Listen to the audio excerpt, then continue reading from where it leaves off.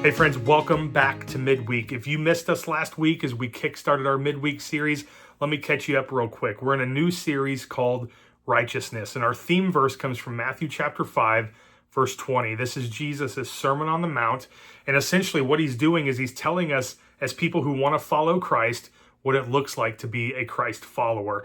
And in this verse, he gives a specific statement, and this is our theme for the entire series. And here's what he says. He says, "For I tell you, unless your righteousness exceeds that of the scribes and Pharisees, you will never enter the kingdom of heaven."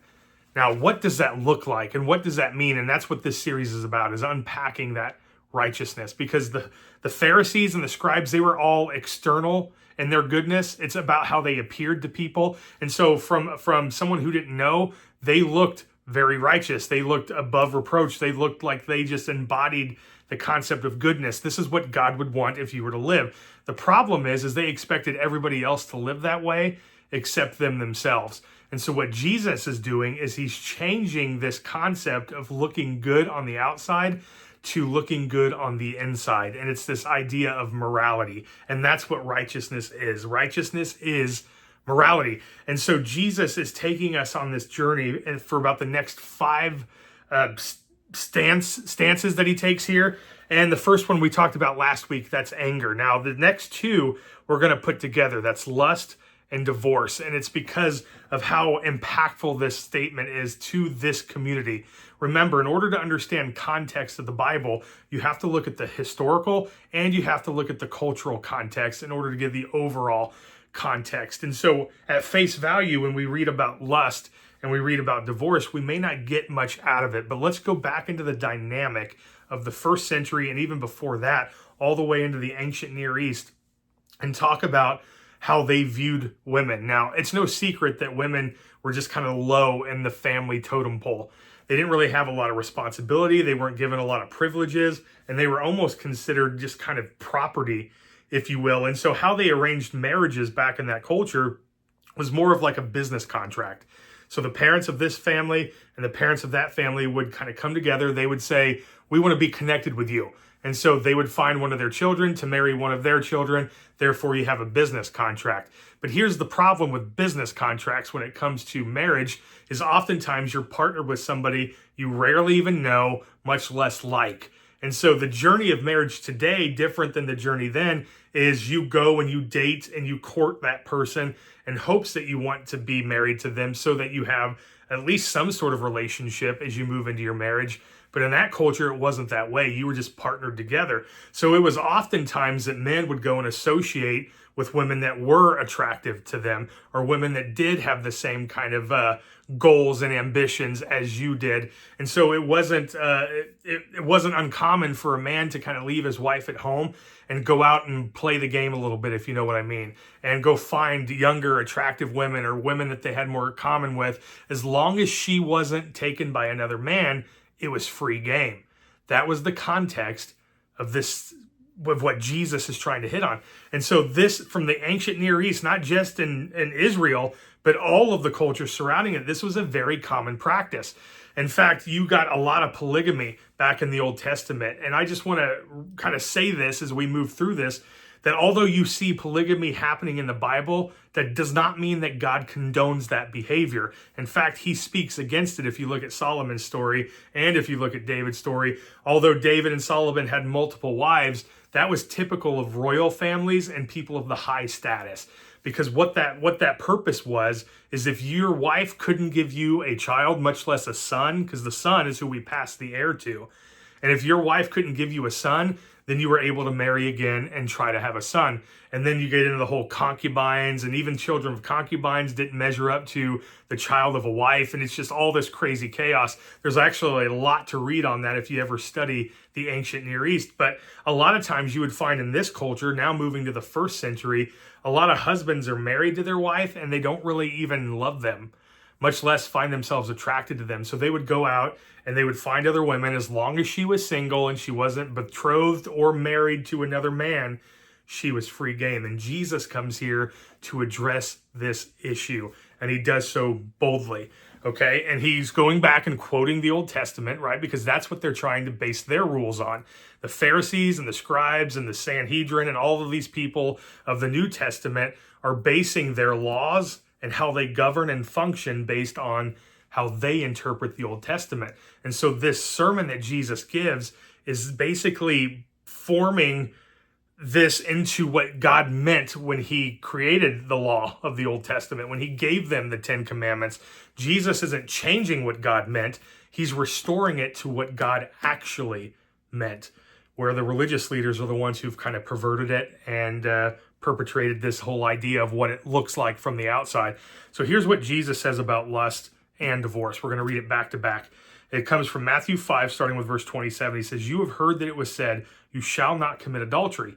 But I say to you that everyone who looks at a woman with lustful intent has already committed adultery with her in his heart. If your right eye causes you to sin, tear it out and throw it away, for it's better that you lose one of your members than that your whole body be thrown into hell. And if your right hand causes you to sin, cut it off and throw it away, for it's better for you to lose one of your members than your whole body to go into hell." Let's pause there before we get into divorce. So Jesus is using what we call hyperbole. He's not literally meaning that if your right hand causes you to sin or your right eye causes you to sin, that you should self-mutilate. That's not what Jesus is saying. What he's saying is you need to be as intentional and serious about controlling this aspect of your life as you are anything else. This is that important, that if you don't curb your appetite, if you don't take a hold of this lustful intent, it will consume you. In fact, you may come from a family where this has overridden everything, and this is the foundation of why your family was broken, right? As we talked about last week, there's so much more families destroyed by words said in anger than there are in murder. And I would go to say the same thing about lust. There are so many more families destroyed by lust and adultery than there probably is in anything else that we can think of. That is just an item, an element that's deep within our heart that is destroying marriages. I mean, statistically, just look around you at how many broken homes we have in our culture. I would go as high to say probably 80%, that's my statistic, it's probably much higher than that, are destroyed based on this concept of lust. And that's where it segues into divorce. But what this is meaning is that, let me ask you this, is it okay to be attracted to somebody else? The answer is yes. It's okay to be attracted to somebody else. It's okay to recognize beauty for where beauty is. The problem, and when you take this into the original language, what Jesus is saying with lust, it's the idea of already planning to have fornication with that person. You're in your mind already planning on what they're going to look like with their clothes off, and the fact that you've already started planning and scouting a process where you're going to try to get with him or her or whatever it may be.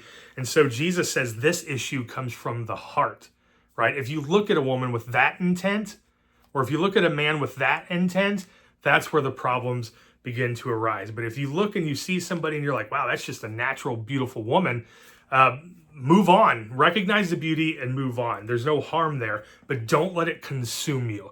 That's what Jesus is saying. And then he moves into divorce. He says this, "It was also said that whoever divorces his wife, let him give her a certificate of divorce. But I say to you that everyone who divorces his wife, except on the grounds of sexual immorality, makes her commit adultery, and whoever marries a divorced woman commits adultery." Now, there is a lot here that you can unpack, right? We're not going to get into all that right now, but here's the idea of what they were doing. Men treated their wives like property. And when they weren't performing well, when they weren't getting the job done at home, when they weren't cooking well, or whatever it may be, all they had to do was just put it on a certificate. I don't want to be married to her. And the law allowed them to divorce her. And so then now she's left abandoned, right? There's nobody there to take care of her, and she's just kind of out there. But what Jesus is saying is that marriage is so important, right? When you become together with your wife, there is a deeper thing that you and I will ever imagine. And so now he's saying, don't just take a woman and write on a piece of paper that you no longer want to be married to her. Have actual reasoning for why you're going to divorce. And what he says here is the only reason you should ever want to divorce anyone is based on lust, sexual immorality, right? Unfaithfulness. And he says, and even in that, later on, you see in other passages where he says, even in that, if you can work this out, it's better for you to work it out than to divorce. That's how God feels about this.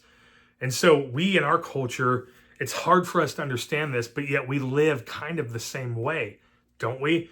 I mean, look at pornography today. Let me rephrase that. Don't look at pornography, but look at the idea of pornography and what it's doing to our culture. It is absolutely detrimental to our culture, both men and women. Lust is a powerful entity in the household. And now we just go and we do with whoever we want, whether we're married or not. I actually know people who pride themselves in being able to go destroy a marriage, right? Whether she's with him, whether he goes with her, they pride themselves on the fact that they're so good looking, they're so good in bed, whatever it may be, that they could go and actually destroy a marriage, and they have gone and done so. And it just breaks my heart. And the rest of the culture doesn't bat an eye at it. In fact, we applaud that, we encourage that. But I'm asking you, what does Jesus tell you to do here?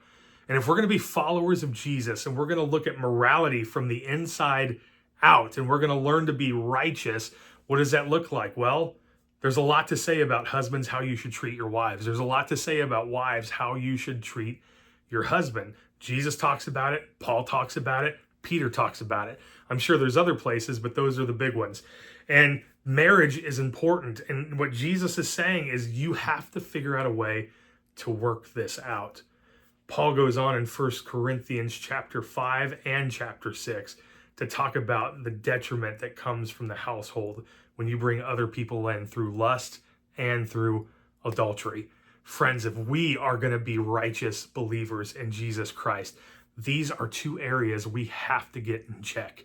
Our culture is just throwing this out there and everybody's grabbing it. It's right at your fingertips, but you have to have the courage and the boldness to remind yourself of who you follow. That's Jesus. That's what it means to be more righteous than the Pharisees. We'll see you next week.